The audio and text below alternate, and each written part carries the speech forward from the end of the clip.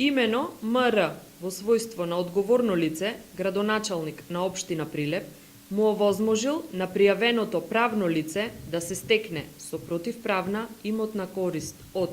77.031.890 денари средства од буџетот на општина Прилеп, со тоа што создал услови правното лице да биде единствен понудувач и воедно избрана фирма за најповолен понудувач на постапката за јавни набавки за зимско одржување на улици и патишта на територијата на општина Прилеп. Пријавената фирма пак, спротивно на Законот за јавни набавки, не можела да учествува во постапките за јавни набавки поради неплатени обврски за даноци, како и нивно несервисирање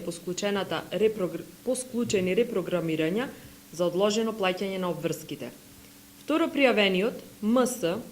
во својство на сопственик и управител на фирмата, поднесувал лажна документација, меѓу другото и уверенија за платени даноци и предонеси, а сето тоа во договор со одговорните лица во општина Прилеп, односно ИК, љМ и ИЧ, кои што од страна на поранешниот градоначалник биле назначени за членови на Комисијата за јавни набавки.